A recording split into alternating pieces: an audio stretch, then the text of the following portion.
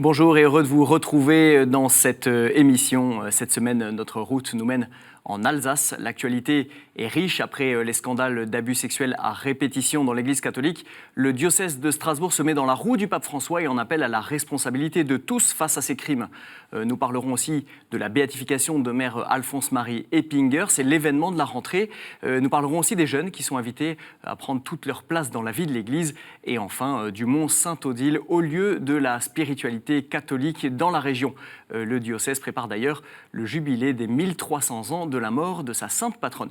Et nous recevons aujourd'hui Monseigneur Luc Rabel. Bonjour Monseigneur. Bonjour, bonsoir. C'est la première fois qu'on vous reçoit en tant qu'archevêque de Strasbourg depuis votre nomination en 2017.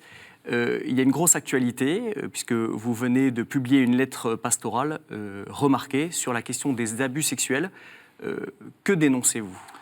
Oui, dans cette lettre que j'ai appelée « Mieux vaut tard », bien entendu mieux vaut tard que jamais, je dénonce immédiatement ce nous collectif, et je suis dedans, où nous avons une prise de conscience et donc fatalement une réaction tardive, voire très tardive, ce qui ne signifie pas que ce soit trop tard. Voilà ce que je voulais dire d'emblée par le titre de cette lettre. Et là, je voulais vraiment, c'est ma visée première, à une sensibilisation massive de l'ensemble du peuple de Dieu, c'est-à-dire dans le sens du pape François qui nous invite aujourd'hui à une réaction globale et communautaire, pas simplement un processus pour les évêques ou pour les prêtres, évidemment ça va de soi et on a commencé à les mettre en place, mais vraiment que tout le peuple de Dieu se dise comment nous allons réagir. Alors, vous parlez du peuple de Dieu, justement. Je vous propose qu'on écoute quelques réactions de personnes qu'on a interviewées à Strasbourg. Ils réagissent à la publication de votre lettre pastorale. On les écoute. Je pense que c'est bien d'en parler et puis surtout, disons, que cette démarche soit aussi actée. Je trouvais ça très bien, un peu tardif évidemment, mais bon, on s'y met enfin. Je crois que si l'Église veut regagner en crédibilité, l'Évangile, c'est pas de s'attaquer aux enfants, c'est de protéger les enfants, de protéger les faibles. C'est ce que nous, chrétiens engagés, nous attendions. Parce que ne rien dire, c'est soutenir et c'est être responsable de ce qui se passe. Et que, par ailleurs, moi, je suis engagée au niveau des victimes et que je vois leur souffrance et que c'est terrible. Voilà. Donc on est très très heureux de son positionnement et on est à fond avec lui. Alors, Monseigneur, vous le voyez, des fidèles qui sont derrière vous, qui juge cependant que peut-être cette lettre arrive un petit peu tard. C'est peut-être aussi l'objet du titre, vous avez commencé à en parler avant. Ce mieux vaut tard, finalement, à qui il s'adresse ? Il s'adresse vraiment, mais à tout le peuple de Dieu. Bien sûr, à moi-même. Est-ce que j'ai su gérer toujours les questions limites, etc. Mais je crois aussi à tout le monde. Alors pourquoi tardivement on pourra refaire l'histoire, peut-être, dans 50 ans ? Effectivement, parce qu'on en parle dans l'épiscopat depuis déjà plus de 10 ans. Il se fait qu'aujourd'hui, il y a plusieurs évêques de façon totalement indépendante qui se prononce sur cette question. Est-ce que c'est une maturation ? Enfin, moi, personnellement, je peux le dire. Il y a la rencontre de plusieurs facteurs. Une maturation à force de rencontrer au moins une quinzaine de victimes en l'espace d'un an. Il y a aussi l'effet d'actualité avec les révélations sur le nombre, mais qui font tourner le cœur et la tête en Pennsylvanie, et ça va continuer. C'est pour ça que j'ai écrit que nous ne sommes pas sur de l'actualité du passé, mais de l'actualité du présent et de l'avenir. Et puis, il y a cette fameuse lettre du pape adressée à tout le peuple de Dieu, et qui tombe au moment où je suis à Lourdes avec 600 jeunes. Je les vois rutilants de vie, de vitalité, là, devant la grotte, la Vierge Immaculée, l'Immaculée Conception. Et je me dis, c'est le 17 août, il faut que je laisse mes lettres sur la jeunesse et que j'écrive là-dessus. Et 2 jours après, je reçois la lettre du pape. C'est comme une confirmation, finalement. C'est une confirmation extraordinaire. Là, je me dis, il y a quelque chose de surnaturel. Et voilà, alors on nous dira, c'est trop tard. Mais je dis encore une fois, un tournant, nous l'avons mal pris. Il est encore temps, dans la puissance de l'Esprit et ensemble, de le prendre. Dans cette lettre, vous avez des mots très durs sur la santé globale de l'Église. Quel est votre diagnostic ? Mon diagnostic, c'est qu'il ne faut pas avoir peur de sortir le thermomètre qu'on a cassé ou qu'on a mis dans l'armoire en 1965. Les historiens sont précis. Avant, nous avons des chiffres, on mesure le nombre de sacrements, le nombre de pratiquants, etc. Et puis d'un seul coup, on a peur de cet effondrement entre 65 et 68. Et voilà. Et donc, à un moment donné, il faut reprendre acte par les faits, les chiffres, pas dire c'est bien ou c'est pas bien, dire combien y a-t-il. Effectivement, il y a quand même une désaffection de l'Église catholique qui ne s'explique pas seulement peut-être par la sécularisation du monde, mais aussi peut-être parce qu'il y avait une maladie interne. Vous parlez même de maladie endémique de l'Église catholique. Maladie endémique, c'est-à-dire qu'il ne s'agit pas simplement aujourd'hui d'isoler quelques cas, ce qui a été ma pensée il y a encore 4 ou 5 ans, je le dis tout simplement. Mais quand on voit l'ensemble et puis toutes ces révélations qui arrivent progressivement sur mon bureau, je me dis effectivement, c'était... Bien sûr, il y a des prêtres remarquables, bien entendu, et des religieux remarquables, mais il y avait quand même quelque chose qui n'était pas isolé. Est-ce que vous avez rencontré vous-même des victimes depuis que vous êtes archevêque de Strasbourg? Vous êtes arrivé en 2017. J'arrive en 2017. Aux armées, j'avais eu aucun. J'avais eu qu'un seul cas, c'était un aumônier, mais l'affaire avait été déjà jugée au civil, jugée au canonique. Il avait purgé sa peine. Qu'est-ce qu'on doit faire? Voilà une des questions que je pose quand on a affaire à quelqu'un qui, est contrit, reconnaît qu'il a accompli effectivement et a fait tout ce que le droit lui demandait, et sur un ministère, évidemment pas auprès d'enfants, bien entendu. Qu'est-ce qu'on doit faire? Voilà, c'est des questions que je soulève. Et puis là, j'arrive maintenant au diocèse de Strasbourg, et là, effectivement, peu à peu, je dirais presque chaque semaine, voilà, des cas, et puis des langues qui se délient. Et là, effectivement, en les écoutant, je mesure par exemple que, effectivement, c'est quasiment inguérissable. L'oubli ne joue pas comme dans d'autres faits de la mémoire. Vous les avez rencontrés, ces victimes? Je les ai rencontrés personnellement, bien entendu. Qu'est-ce qu'il s'est passé dans ces rencontres? Alors, ce que j'ai vu dans ces rencontres, d'abord une émotion énorme, et je dois avouer que ce que je savais intellectuellement, je l'ai réalisé, mais par le cœur maintenant. Et puis, alors souvent des émotions extrêmement profondes, et ce que j'ai entendu, et qui moi me paraît tout à fait extraordinaire, je n'ai jamais entendu un désir de vengeance, mais toujours une soif très nette de justice. C'est pour ça que je dis, il n'y a pas de soif de vengeance, mais il y a une faim de justice.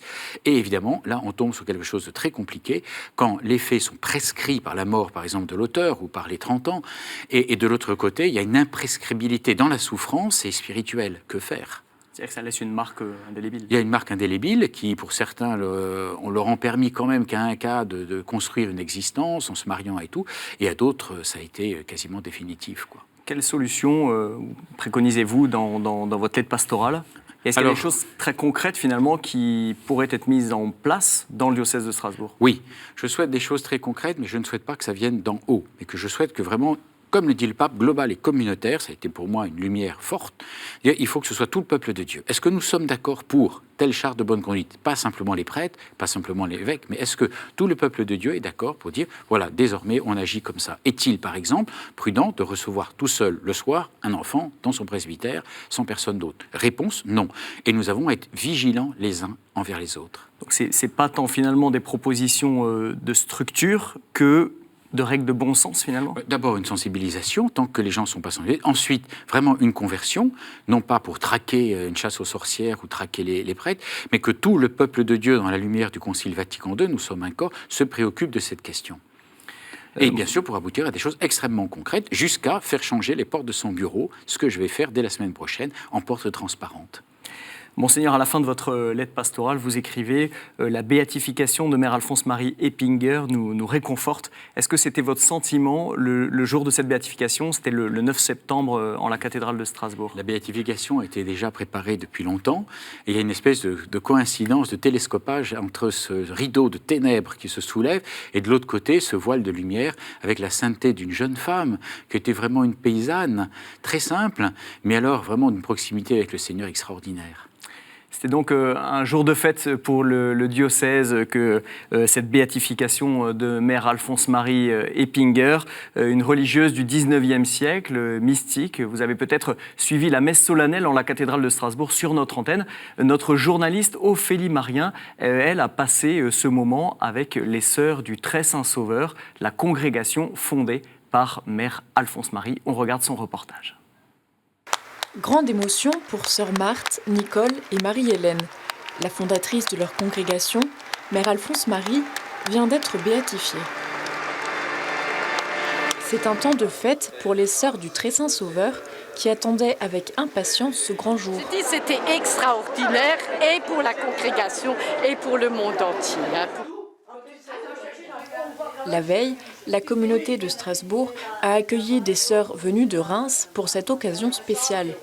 Leur mère fondatrice les inspire toutes au quotidien. Quand je suis rentrée dans la congrégation, Je ne suis pas rentrée pour Mère Alphonse Marie, je ne la connaissais pas.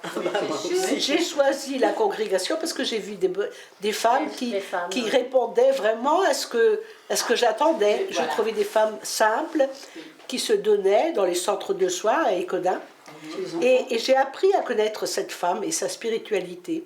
Je l'ai toujours sur mon bureau. Et moi, j'ai au-dessus de mon lit. Hein? Non, alors je ne la vois pas si je la mets au-dessus. Mais de ça mon fait lit. rien, c'est comme... Plus de 150 ans après Mère Alphonse Marie, les Sœurs de Strasbourg continuent sa mission auprès des plus pauvres. Bonjour. Au cœur d'un quartier populaire et multiculturel, elle s'occupe des enfants, des sans-abri ou des personnes âgées. On est là pour tout le monde, hein. C'est ça qui est beau. Aujourd'hui, Sœur Marie-Hélène apporte la communion à Adèle, qui, à l'âge de 90 ans, ne peut plus se déplacer pour la messe. Oui. Est-ce que vous savez que notre curé va partir? Oui, ça. Il a fallu adapter la mission de leur congrégation aux situations de notre époque, mais le charisme reste le même. C'est ce que faisait Mère Alphonse et nous, c'est pareil, puisque des pauvres, il y en a partout ici, hein, c'est incroyable. Et je trouve que c'est un bonheur de rencontrer les autres. Soigner, aider, écouter et surtout manifester la tendresse et la miséricorde de Dieu à tous les hommes. Aujourd'hui, les Sœurs du Très Saint Sauveur sont 1300 à travers le monde. Monseigneur, qu'est-ce qui vous marque dans la vie de Mère Alphonse Marie ? Plusieurs éléments. D'abord, sa fragilité, y compris physique et psychique. Donc, elle a traversé au cours de son enfance et de sa jeunesse des moments extraordinairement difficiles. Je le dis parce que dans une jeunesse parfois un peu déboussolée, qui peut souffrir, y compris psychiquement, il y a toujours une possibilité de s'ouvrir à l'amour de Dieu et à l'amour de l'autre. Deuxième élément qui me paraît très extraordinaire, d'une modernité incroyable, c'est qu'au lieu de rester dans son couvent, dans sa clinique, elle invitait vraiment ses sœurs, on croit entendre Saint Vincent de Paul 2 siècles avant, à aller dans les maisons, à aller vers les gens, en sachant que justement le vrai pauvre, lui, hésite beaucoup à frapper à la porte de... Troisième chose, c'est qu'elle a un message sur les prêtres, et en particulier sur les fragilités des prêtres, ça rejoint un petit peu notre premier propos sur les abus sexuels, qu'il nous faudrait relire aujourd'hui. Et effectivement, si nous prêtres, nous ne regardons pas en permanence notre Seigneur Jésus-Christ, il y a quelque chose qui va se décrocher en nous, c'est très clair pour elle. Voilà quelques messages qui me paraissent aujourd'hui extrêmement modernes. Monseigneur, par la béatification, vous donnez pour modèle, on va dire, au peuple de Dieu, à l'Église, une femme qui a vécu il y a 2 siècles. Vous parlez de modernité. Ma question est volontairement provocatrice, mais est-ce que ce n'est pas un peu poussiéreux, finalement, tout ça ? Alors, je crois que les saints ont plusieurs facettes. Et qu'on va les recevoir au XIXe siècle, par exemple, sous l'angle, on l'appelait la mystique de Niederbronn. Et on venait donc de Paris, des autorités politiques et autres, pour écouter la visionnaire, parce qu'elle avait des visions, elle avait des messages à donner. Aujourd'hui, on insistera un peu moins sur cette facette, et comme les sœurs, nous l'avons entendu, plutôt sur l'aspect, effectivement, réel en elle, d'aller vers les autres dans le cœur des quartiers. À l'époque, c'était dans les maisons, dans les petits hameaux, dans les villages, etc. Donc je crois qu'un saint, en fait, vraiment, quand il est saint, a plusieurs facettes et il peut être, entre guillemets, exploité à plusieurs siècles. Comment les catholiques peuvent s'en inspirer aujourd'hui ?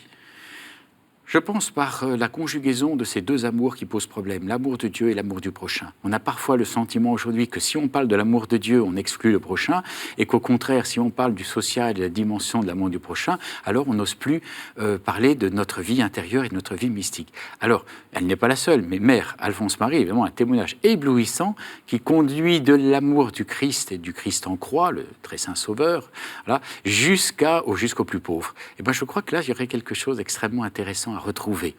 Vous remarquez cette séparation, peut-être ce petit fossé entre finalement ceux qui évangélisent et ceux qui sont plus orientés vers les œuvres sociales ? Que chacun ait son charisme, déjà, saint Paul en parle, ça ne me gêne pas. Mais quand même, toute la loi chrétienne tient dans le double commandement, qui n'en fait qu'un, en fait. C'est une pièce à deux faces, hein, l'amour de Dieu, l'amour du prochain. Et ce qui est très extraordinaire, c'est que le pape François, par exemple, dès son exhortation apostolique sur la joie de l'Évangile, le dit. L'Église, par exemple, n'est pas une ONG. Non pas que les ONG sont inutiles, mais la différence, c'est que nous, on agit au nom de Jésus, quand même. Ce Jésus qu'on porte dans notre cœur et qu'on retrouve dans la contemplation. Quel fruit espérez-vous de cette béatification pour votre diocèse ? Est-ce que ça va mettre longtemps, finalement, à porter du fruit ? Tout va dépendre de la façon dont aujourd'hui on diffuse aussi ce culte, parce qu'il faut encore qu'elle soit connue.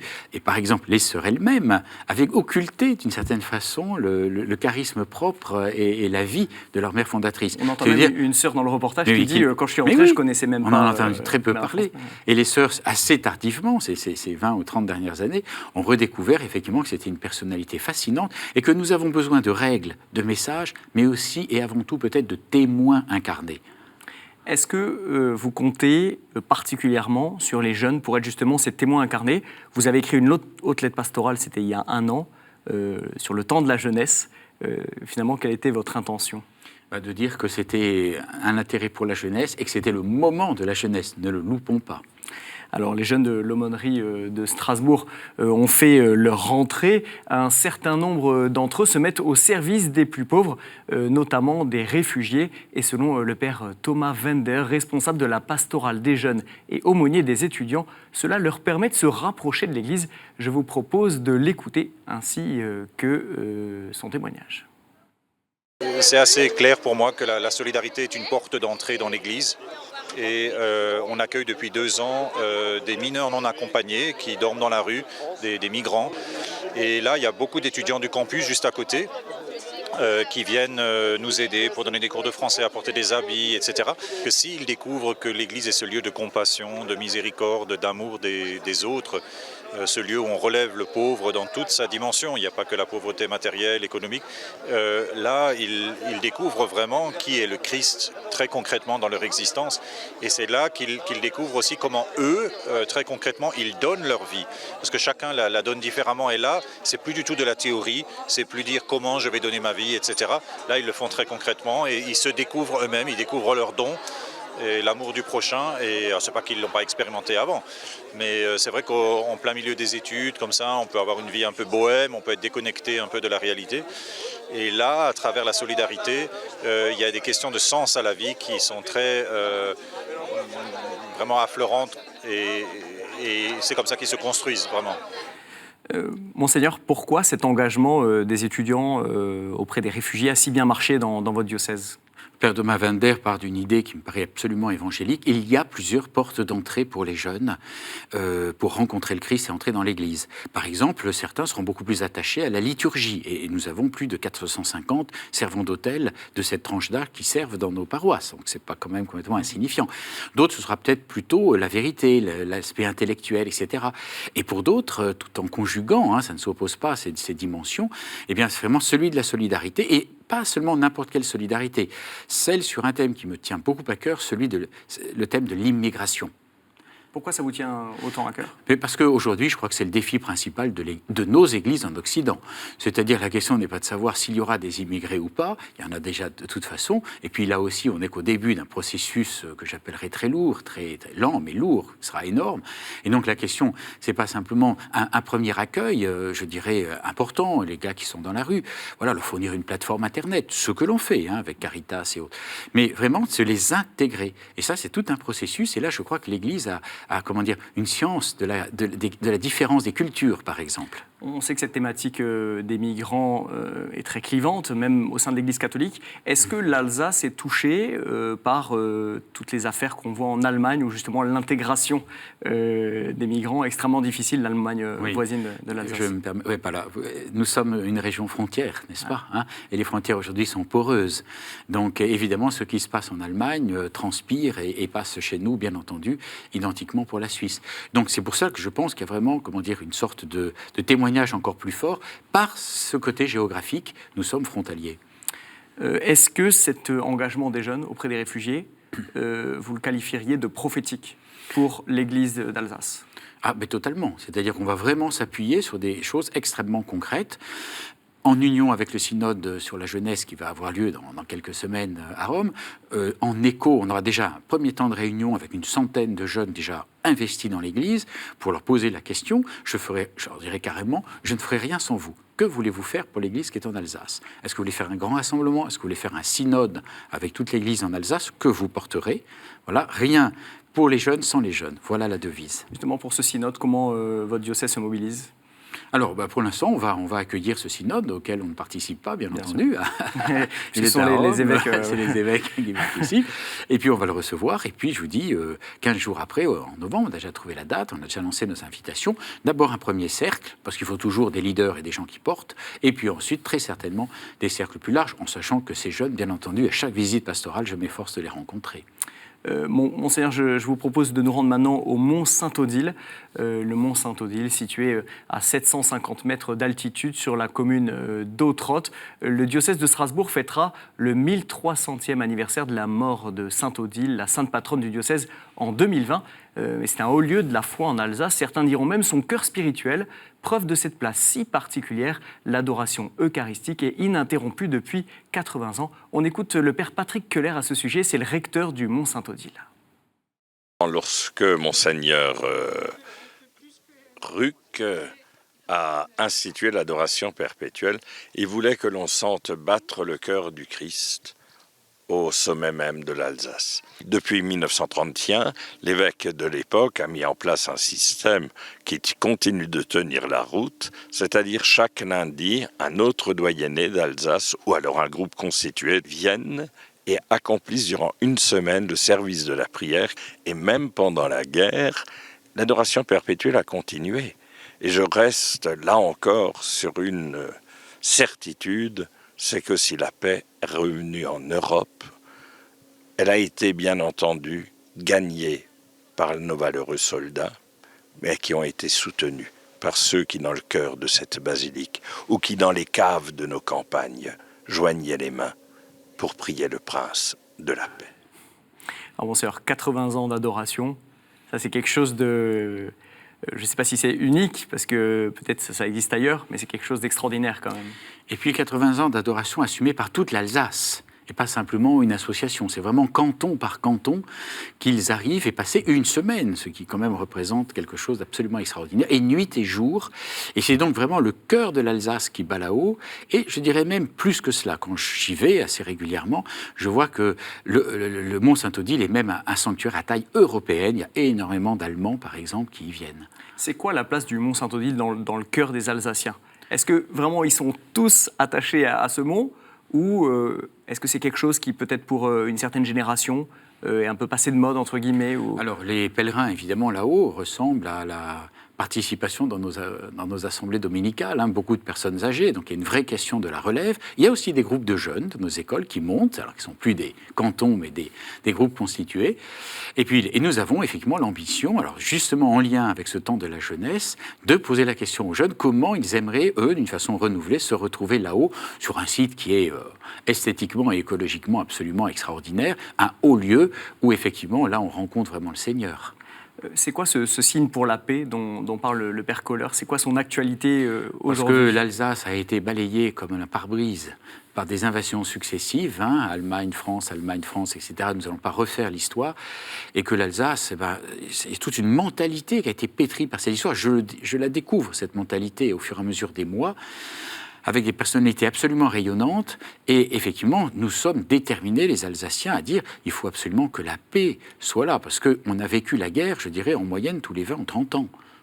Est-ce que c'est un appel aussi à tous les fidèles catholiques à vraiment prier ?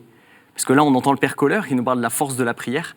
C'est quoi l'actualité de cette prière-là pour l'Alsace ? Mais l'adoration, ça me paraît être quelque chose d'absolument essentiel. C'est-à-dire que quand même, toute notre révélation porte sur ceci. Ce n'est pas nous qui construisons la paix, nous la recevons. Donc la recevoir, ce n'est pas être passif, c'est effectivement la diplomatie, c'est parfois la guerre. Je suis bien placé après 8 ans aux armées pour le dire. Mais avant tout, c'est quelque chose qui se déclenche dans le cœur des hommes. Qu'est-ce qui peut déclencher quelque chose dans le cœur des hommes ? Sinon, le prince de la paix.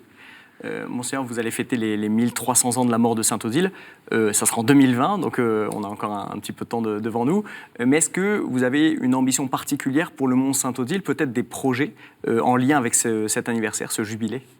Alors, en lien, ce sera surtout fortement spirituel, mais il est clair, nous avons déjà fait des rencontres avec les collectivités territoriales des environs, qui sont toutes partenaires et enthousiastes pour qu'on monte un grand projet. Par exemple, des capacités que nous n'avons pas aujourd'hui de recevoir des jeunes, des capacités de présenter, des capacités d'accueillir des personnes qui viennent en touristes hein, ou en marcheur, parce qu'évidemment c'est un lieu sublime dans les Vosges, et qui peut-être pourrait être en contact davantage avec le message profondément spirituel de celle, Sainte-Odile, qui est morte il y a 1300 ans, famille noble, qui naît aveugle, fille et aveugle, et à l'époque son père voulait s'en débarrasser, mais merveilleuse conversion. Donc en faire un lieu concrètement d'évangélisation en fait. Un lieu d'évangélisation et à taille européenne. Voilà nos deux ambitions et en particulier à l'égard des jeunes. Monseigneur, un grand merci de nous avoir rejoints sur ce plateau. Et merci à tous de nous avoir suivis. Si vous souhaitez en savoir plus sur la vie de l'Église catholique en Alsace, je vous dirige vers l'adresse du diocèse qui s'affiche sur vos écrans. Je vous rappelle que vous pouvez aussi retrouver cette émission sur le site internet de KTO à partager largement autour de vous. À la semaine prochaine. Au revoir.